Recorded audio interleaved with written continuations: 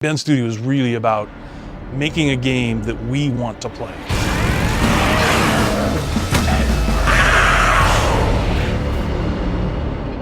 Bend Studio, from a development perspective, to me means a studio that's kind of punching outside its weight class. It's really kind of biting off a lot and chewing it and doing things that people didn't think were possible, and we just kind of said, we're going to make this really big game called Days Gone. When we were tossing around ideas for a new IP, because we were given the chance to say, hey, Bend Studio, you can make something brand new, something, you're just going to create this thing and create a world and create characters and create the gameplay experience. What we've always done is single-player narrative-driven games.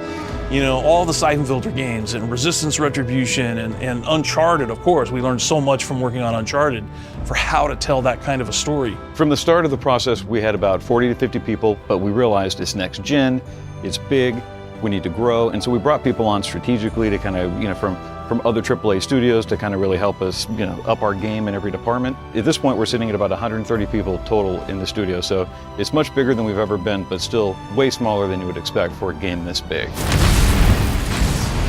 There is a lot of passion in the studio for the things that make up the game. We have a lot of guys at the studio that have Harleys and other types of bikes, and they all ride. We got a lot of people who, longtime bikers and, new bikers, older guys like myself who kind of come into the fold and really wish we'd done it sooner, but it's a strong culture. We go on rides, and it really kind of helps us relate to the experiences. I think that's where the mojo in the studio comes in, is we have guys who are immensely talented at what they do. Like, one engineer spearheaded the entire horde, as an example, figured out a way to get 500 creatures on the screen at the same time. I mean, that's an amazing achievement, and that's just one example where we have peak individuals working at the top of their game, and that's the only reason Days Gone exists. Building an open world horde game with a motorcycle, new IP, all these things at once, and a new engine, a new team.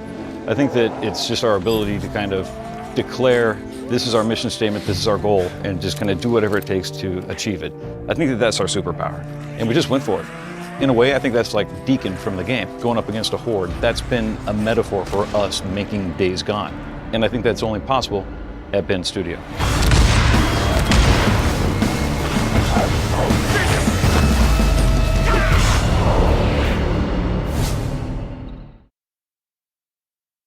PlayStation